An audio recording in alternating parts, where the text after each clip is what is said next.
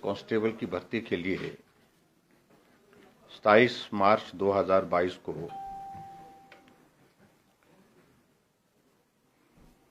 जो एक written test होता है, उसकी प्रक्रिया में ग्राउंड टेस्ट के बाद सारी वो फिटनेस टेस्ट के बाद रिटन टेस्ट होता है, उस प्रक्रिया को पूरा किया था 27 मार्च 2022 को। और कुल पोस्टें हिमाचल प्रदेश में 1700 कांस्टेबल की भर्ती के लिए ये टेस्ट कंडक्ट किया गया था। इस बीच में कुछ आशंकाएं, कुछ इस तरह की संभावनाएं व्यक्त की कुछ सोर्सेज के माध्यम से कि ये पेपर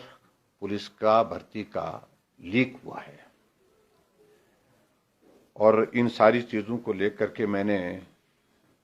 पुलिस विभाग को आदेश दिए थे कि इसकी जांच आप तुरंत करें, क्योंकि हिमाचल प्रदेश में हमारी सरकार की शीर्ष प्राथमिकता है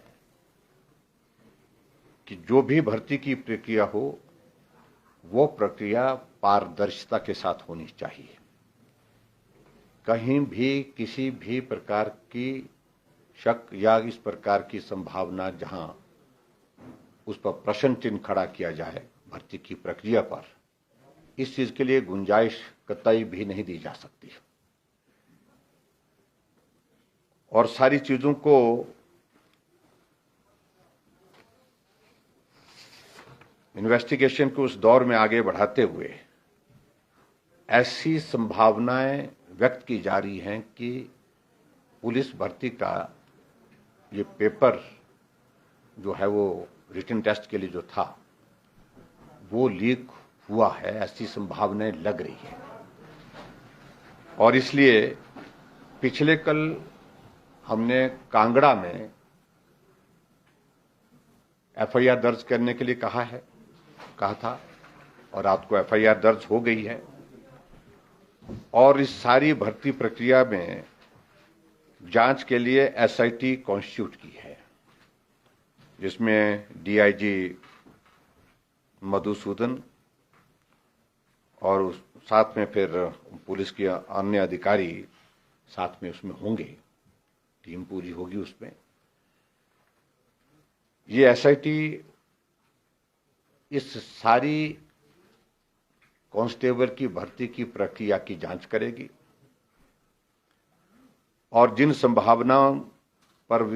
ये व्यक्त किया जा रहा है कि पेपर लीक हुआ है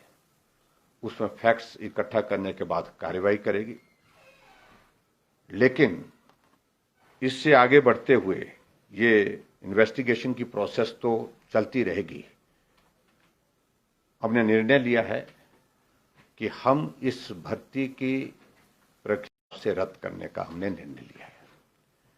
और इसी महीने के अंत तक नए सिरे से रिटन टेस्ट की प्रक्रिया को पूरा करने के लिए हमने आदेश दिया है,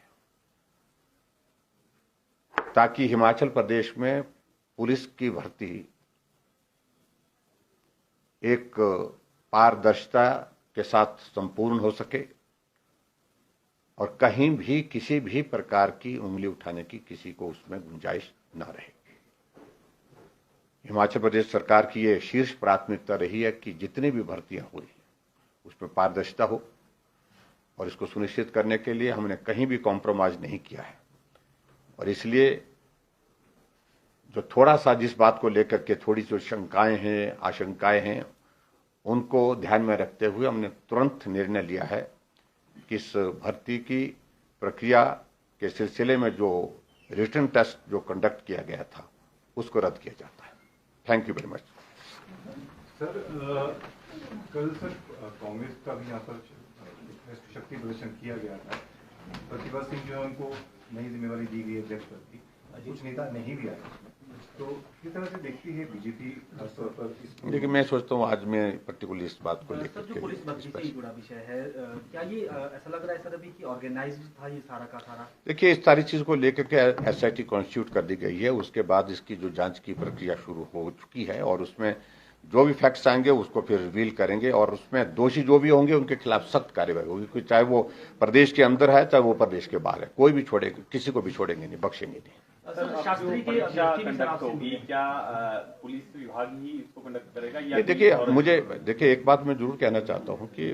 प्रक्रिया में अभी कोई इस तरह का हम बदलाव किसी और एजेंसी को देने की मुझे लगता है कि इसकी आवश्यकता नहीं है। हम तुरंत इसकी भर्ती की प्रक्रिया लेकिन नए सिरे से करेंगे, नए सिरे से। जहां एक बार इस तरह से शंका या शक की गुंजाइश आई है तो वहां पर हम इस बात को सुनिश्चित करेंगे कि भर्ती की प्रक्रिया पारदर्शिता के साथ हो और साफ सुथरे तरीके से हो और